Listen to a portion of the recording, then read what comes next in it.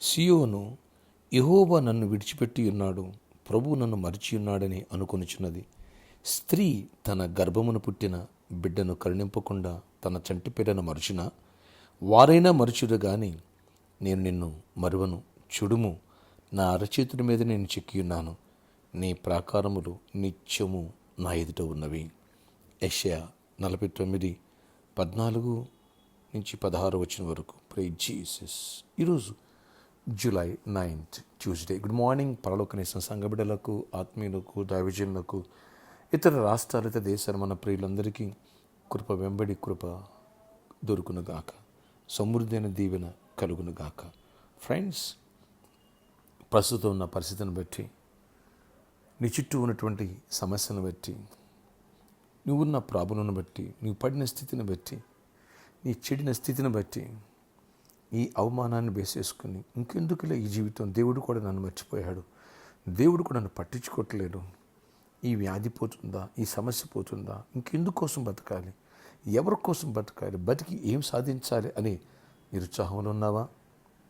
No no no no no ప్రభు అంటున్నారు, స్త్రీ తన గర్భమును పుట్టిన బిడ్డను కరుణింపుకోకుండా ఉంటుందా?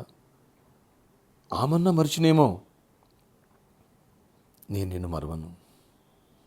చూడు, నా అరచేతులను చిక్కున్నాను, నీ దుఃఖ దినములు సమాప్తమగునుగాక. ఇప్పటి కాలపు శ్రమలు నీ ఎడల ప్రత్యక్షం కాబోయే మహిమీదుట ఎన్నదగినవి కావు. నీకు మంచి రోజులు దేవుడిస్తున్నాడు. నేను లేవనెత్తే సమయం ఆసన్నమైంది. ఎక్కడ అవమానించబడ్డావో అక్కడ గణపరచబడిపోతున్నావు, ఎక్కడ నష్టపోయావో అక్కడ 7 లాభాన్ని దేవుడు నీకు ఇవ్వబోతున్నాడు. ఎక్కడ ఎవరి చేతిలో మోసపోయావో వారి నుండి దవడ సందుల్లో నుంచి లాగి మరి దేవుడు నీకు ఇస్తాడు. నీ వ్యాధిని స్వస్థపరుస్తాడు, నీ దరిద్రాన్ని విడిపిస్తాడు, పడిపోయిన నిన్ను పైకి లేవనెత్తాడు. పేతురు మునిగిపోతూ ఉంటే, ప్రభువా నేను నశించిపోతున్నానంటే దేవుడు చేయి పట్టుకుని పైకి లేవనెత్తలేదా? అలా నిన్ను లేవనెత్తి పైన నిలబెడతాడు.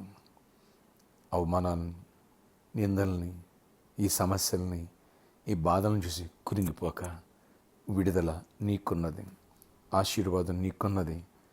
ఆ రోజున వీళ్ళందరికీ నువ్వే సమాధానం చెబుతావు. ఇలాంటి బలహీనలను, ఇలాంటి సమస్యలు ఉన్న వాళ్ళని అనేకులు నువ్వు ఆదరించబోతున్నావు. ఎవరైతే ఇక సమస్యలు కృంగిపోయి ఆత్మహత్య చేసుకోవాలనుకుంటున్నారో వాళ్ళందరూ ధైర్యపరిచి ప్రభుతోటి తెప్పిపోతున్నావు. దేవుడు నిన్ను బలపరచిపోతున్నాడు, మంచి రోజులు ఇవ్వబోతున్నాడు, ఘనమైన స్థానానికి దేవుడిని ఎక్కించబోతున్నాడు. ఆయన అరచేతులని చెప్పుకున్నాడు, బిడ్డ మర్చిపోవద్దు. నీ సమస్యల్లో ఆయన లేడనుకున్నావా? ఆయన ఉన్నారు, ఆయన చూస్తున్నారు.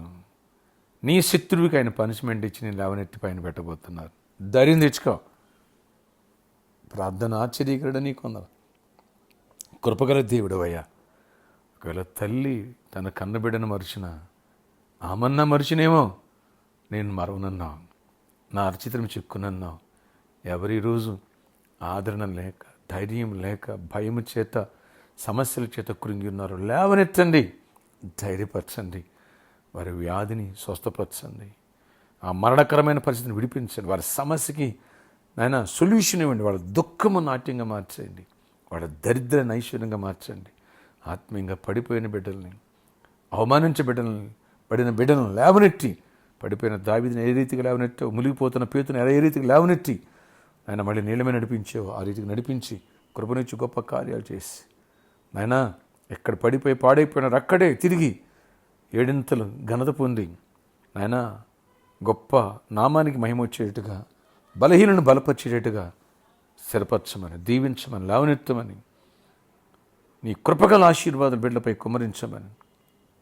ఎవరు గర్భాలనే కృంగిపోయినారు, గర్భాలు ఇవ్వండి. ఎవరు గర్భిణీ స్త్రీలు ఉన్నారు, క్షేమానికి ప్రసవాలు. ఎవరు చిన్న బిడ్డలతో ఉన్నారు, ఆ చిన్న కూడా హెల్త్. ఎవరు సీజనల్ ఫీవర్ సఫర్ అవుతున్నారు, సీజనల్ ఫీవర్స్ని గర్దిస్తున్నాను, ప్రతి ఇన్ఫెక్షన్ గర్దిస్తున్నాను. మీరు గర్దించి విడుదల స్వస్థపరిచి కృపనివ్వండి. నాయన జాబ్స్ ఇవ్వండి, హైక్స్ ఇవ్వండి, ప్రమోషన్స్ ఇవ్వండి, ఫైనాన్షియల్ మిరాకిల్స్, బిజినెస్ పీపుల్ దీవించండి. అయ్యా బాజీరా గారిని కూడా స్వస్థపరచండి, గుప్తా గారిని కూడా సమస్య నుంచి విడిపించండి. ప్రతి ఒక్కరిని ప్రాబ్లమ్స్ విడిపించి కృపగల గొప్ప కార్యాలు జరిగించుకుని మహిమ చెంది దీవెన దయచేయమని, కృపనిమ్మని. యేసు నామములో ఈరోజు బర్త్డే వెడ్డింగ్ బిడ్డలను దీవించి దీర్ఘాయుష కృప సమాధానం ఇమ్మని యేసు నామములో ప్రార్థిస్తున్న తండ్రి. ఆమేన్ ఆమేన్. May God bless you all. కృప కలుగునుగాక.